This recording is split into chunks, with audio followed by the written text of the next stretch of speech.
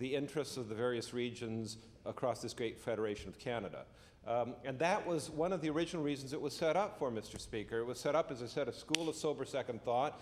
One doesn't see that function being as necessary anymore with the diversity of political parties that we have in the House of Commons, although one could imagine a time when you had one party dominating the House of Commons, such you've had in the legislatures of Prince Edward Island, for example, where you did need the balance of an elected Senate in order to slow down what might be hasty and ill-thought-out legislation. Although nowadays, with the multiplicity of parties, I don't see that function as being as important. But I do see the function of representing the regions and the provinces of being an incredibly important function, Mr. Speaker. When Confederation was first talked about and decided and agreed to, the smaller regions, such as Nova Scotia, foresaw a very serious problem which has only gotten worse, and that is that the more populous regions would dominate the House of Commons, and that there would be no counterbalance to that domination by the populous regions in the House of Commons, and that therefore there needed to be some other mechanism that would provide the balance that would represent the less populated, but nonetheless, I would argue, being a Nova Scotian, very important regions that make up the fabric of this country. And that's what it was set up to do, and that's what it can do if it is reformed properly. And that's why I'm arguing that if we had an elected Senate, a Senate that was elected by the people of Nova Scotia and the people of New Brunswick and the people of the various regions, that it could fulfill the function that it was originally set up to fulfill. The population dominance of the provinces of Ontario and Quebec, to a lesser degree, but particularly of Ontario, will mean, Mr. Speaker, that always the House of Commons will respond more fully to the political interests of the province of Nova Scotia and to the populated provinces than it will to the provinces of the Atlantic region and of the province of Nova Scotia. One even needs to look nowadays at the present makeup of MPs in the House of Commons to see this and compare it with the Senate as it's currently formed to see what I'm talking about. Currently, right now in the House of Commons, 48% of the MPs come from Ontario and Quebec, and 59% in the House of Commons come from Ontario and Quebec, and only 10.9% roughly come from the Atlantic provinces. If you contrast that, Mr. Speaker, with the Senate, as it's made up right now, the representation, 48% of the senators come from Ontario and Quebec, while 30%, 3 times the representation we have in the House of Commons, come from the Atlantic region. And so in the Senate, we have an opportunity to have a voice and a counterbalance to this domination of the House of Commons by the provinces of Ontario and Quebec that we don't have any other way, Mr. Speaker. If this federation is to exist, as our forefathers and foremothers saw earlier when Confederation was set up, we need to be able to balance the interests of the smaller provinces with the interests of the more populated ones. Mr. Speaker, that was the history of this. We were one of the leaders in establishing the Senate for that very reason. And I would argue to my opponents to say a Senate's not necessary, let's abolish it. I would say, are the interests of the Atlantic provinces taken more seriously now than they were when Confederation was first established? I would argue no. They're less important because of the dominance numerically of the MPs from Ontario. And so this reason of providing regional balance is why we need to reform the Senate. Keep the Senate, it plays an important role, but reform it by electing senators from the regions so that they will represent the regions and provide the balance that's needed to make this federation work well. And that's why I feel that an elected Senate, Mr. Speaker, a reformed Senate, will fulfill that role that was originally forecast and originally decided upon, and that we need to reform the Senate so it fulfills that original role, because it remains a very, very important function if the Canadian Federation is to exist. There's an old joke that Confederation was like a mail order bra designed to uplift and pull together. Instead, it's merely drawn attention to the cleavage. And there is a cleavage in this country. It needs to be overcome by an elected Senate. Thank you very much. Time has expired. The honourable member for Halifax-Shabukto. Well, thank you, Mr. Speaker. I've enjoyed the comments, the impassioned comments, perhaps I should say, of my colleague and friend from Kings North.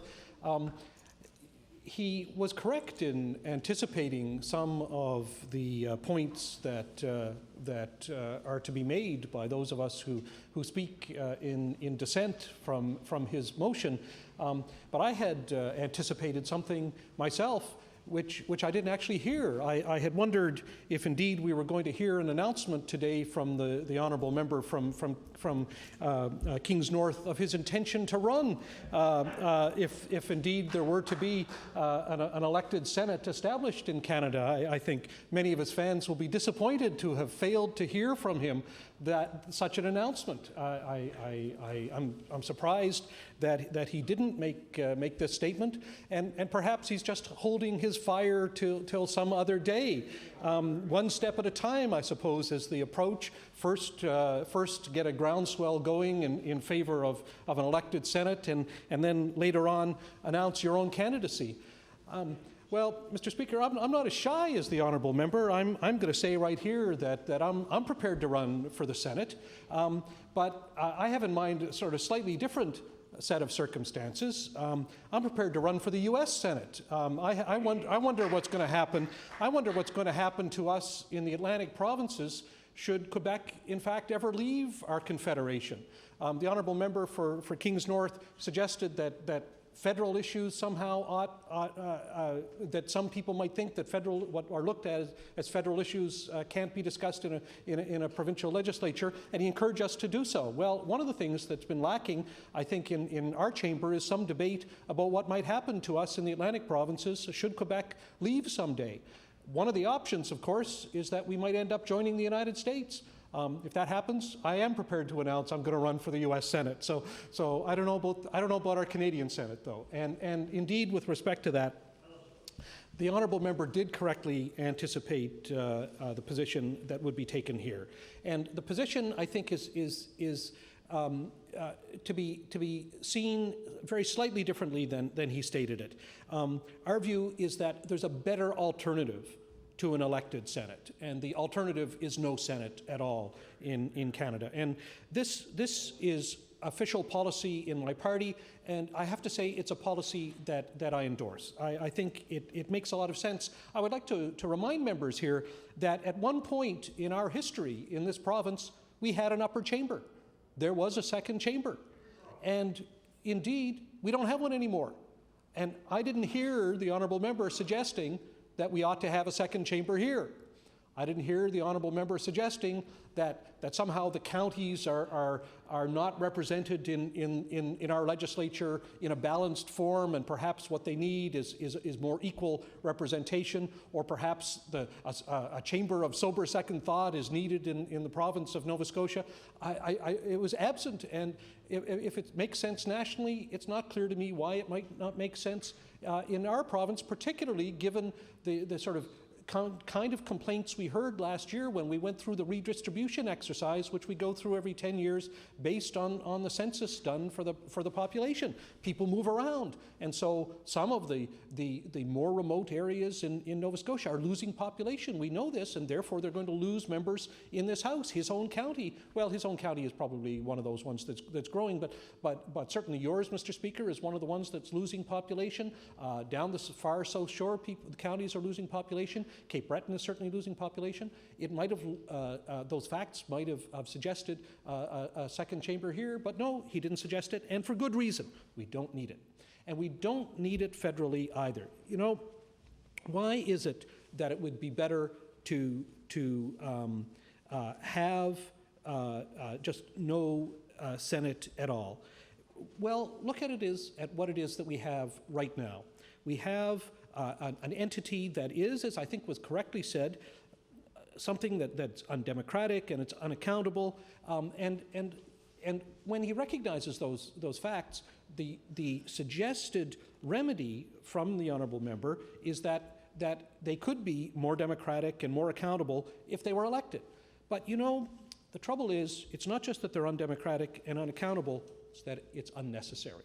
We just don't need it. And you know, I didn't actually hear from the member whether he endorses the Triple E concept either. That is whether the Senate has to be, as he said, equal. That is in the sense that each province has an equal number. If he said that, I missed it. There's perhaps some indication that maybe he endorsed the pure equality in the Senate. That would be an interesting variation, but you know, it really would be undemocratic at that point if we really moved to that kind of situation. Because really, then we would have modeled a Senate in Canada the same way they have in the United States, where there are 2 senators for each state.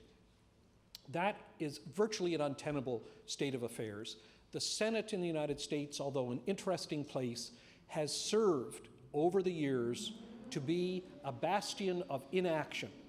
All anyone has to do is read the biography of the late President Lyndon Johnson, written by Yale historian Robert Caro, particularly the volume that deals with his years, Lyndon Johnson's years in the Senate, to realize what a negative force that Senate has been in the United States political history. Robert Caro is a genius of a writer, and I recommend to the member for Kings North, whom I know to be a learned man interested in reading, that he look at the 3 volumes that exist so far of a projected multi-volume biography of Lyndon Johnson, particularly the volume on the Senate. Well, I said it was unnecessary. I'll start with the cost. $73 million is what our Senate costs. That's about $750,000 per each member of the Senate in order to do, as I think we must recognize, virtually nothing. It has an undistinguished history in our nation.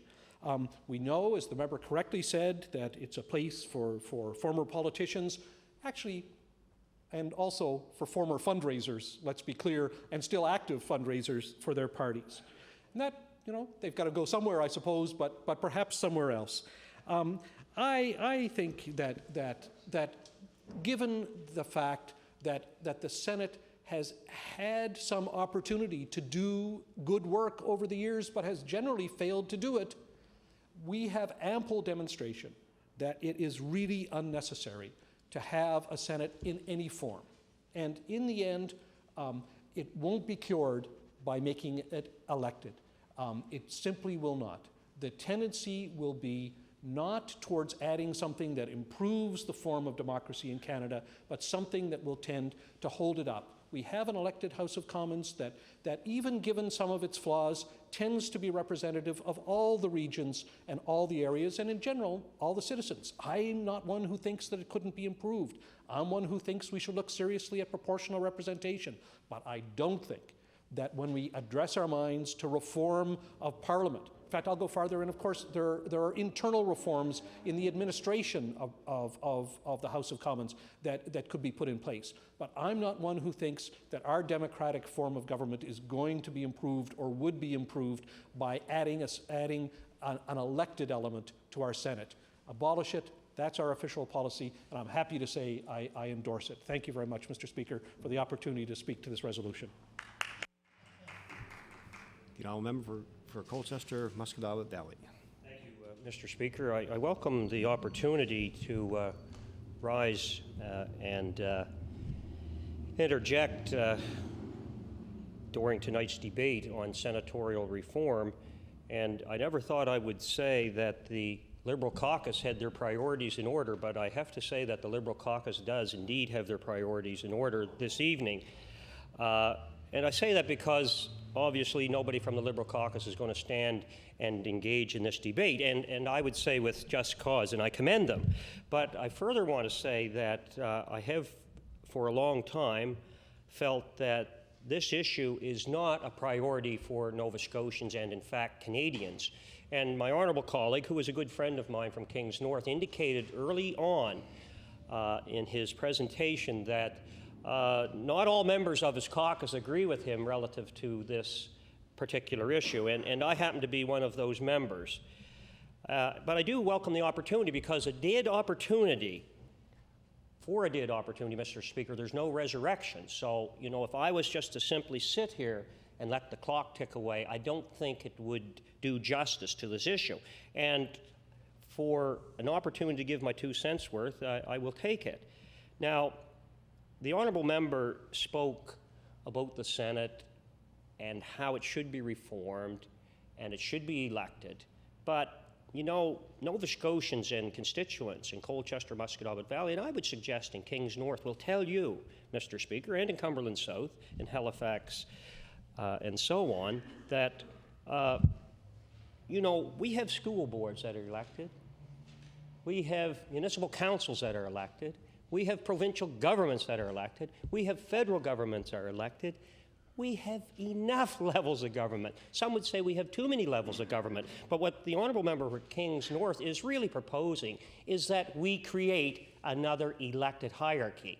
But my questions to him, and these are questions that have been brought to my attention. I don't propose to be any genius, and I want to give credit where credit is due. These questions were brought to me by Nova Scotians about the Senate.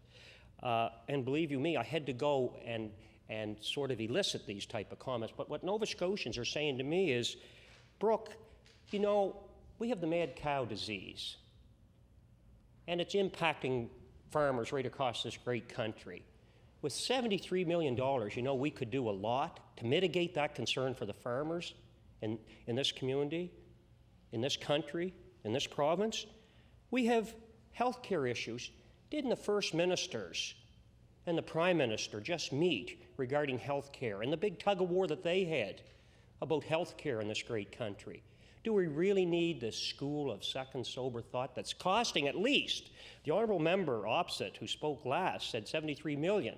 Yes, that is the cost on an annual basis for the senators, but I would suggest that when you check the federal public accounts, you would find out that the actual cost for infrastructure, et cetera, is a whole lot more than just the simple $73 million, which is a lot of money that could go to the homeless in this country, the children that are in poverty. With the North on a point of order. We'll revert to question period. Okay, we'll revert to question period. The honourable member for Kings North on the question. I'm wondering if the honourable member would agree that if we had an elected Senate that was able to represent the regions of the country, that our senators from this area could argue with a larger and bigger voice than our MPs can of the need to treat agriculture in this area in a manner distinct from the uniform policies that favor agriculture in the West. And therefore, an elected Senate would give us more clout in helping to form those national policies that would respond to our uniqueness. Colchester, Musquodoboit Valley has the floor. Mention to that type of retort would be simply this. The Senate committee, the Natural Resources and Agriculture Committee, there is a Senate committee, they dealt with, for example, some 24 bills, and according to the Hill Times, they made one amendment to an innocuous bill. But further to that, they studied the mad cow crisis in North America, the BSE, this committee. And you know what they came back with, Mr. Speaker, and told us essentially to really summarize and condense what this great senatorial committee's conclusion was, that we have a problem in Canada. We have a problem. And they mentioned the cattle commodity, but nowhere, I submit to the honourable member for Kings North, did the Senate committee introduce any concern on behalf of the sheep farmers in this province. Not a reference. And in fact, I emailed the chair of the Senate committee and asked that any report or any subsequent report, they put their draft online, the draft finding of the Natural Resources Committee online, so people could make comment. And never did they even mention the sheep commodity. Well, you know, if they were elected, they would. Well, you know, the people that I talk to, again, say we used to have, as the honourable member opposite mentioned, we used to have, I believe, a Senate in every province, a provincial Senate in every province in this country. We don't have any now. You have to ask yourself why. You have to ask yourself why. But part of the problem with the honourable member's position is that there's such an imbalance today, an imbalance. And this is no disrespect to the honourable senators. This isn't, I have a lot of time. This is about the Senate entity itself that chamber of sober second thought. This is about the imbalance that is there now. What would you do about the imbalance? Would you send all the Liberals home a-packing? Do you think the Liberals are ever going to agree to that? Maybe that's why there's no interventions tonight from the Liberal caucus. So what would you do with all those patronage appointments that are presently there? And I've been told, even if we started today, with an elected Senate, that it would be the year 2025 before the imbalance was even somewhat leveled out. But the honourable member never came in he never came within a country mile of speaking to the imbalance. And he never spoke about what in the event, God forbid, that a senator should pass away one of these. Would you go out and hold a by-election? How would you deal with that? No, he clearly hasn't done his homework, and you know, I have a lot of time and respect for the honourable member, but on this issue, I think Canadians are more concerned about health care, education, transportation, agriculture concerns, the forestry, and things of that nature. So, you know, yes, Mr. Speaker, I'll take that note for what it's worth, and maybe it is time that some of these senators were put out to pasture land. But, you know, I want to be fair to the senators. And I have said before, and this isn't disrespectful, I really mean that as far as I'm concerned, the Senate today in Canada is nothing more than a glorified chat room where they sit back and, you know, they will discuss issues. I will grant you that. But what clout do they really have? And what clout would an elected Senate have? You know, it's really hard to get the Prime Minister and the provinces to agree about anything. Today. What about the police forces in this great country? Wouldn't they love to have more officers and more money on the streets? But we're going to spend $73 million at least on a unelected body of patronage appointments. Mr. Speaker, unelected. Unelected is what they are, and that's what's happening today. And I would submit to you, Mr. Speaker, that it's an awful long shot to support an elected Senate, and there's only one solution.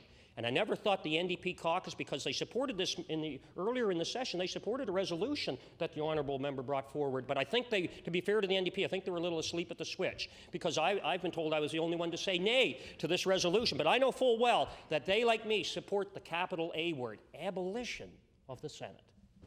I thank you, Mr. Speaker, for your indulgence and other members. Thank you all members for taking part in this lively debate this evening, and the House will be adjourned until 12 noon tomorrow.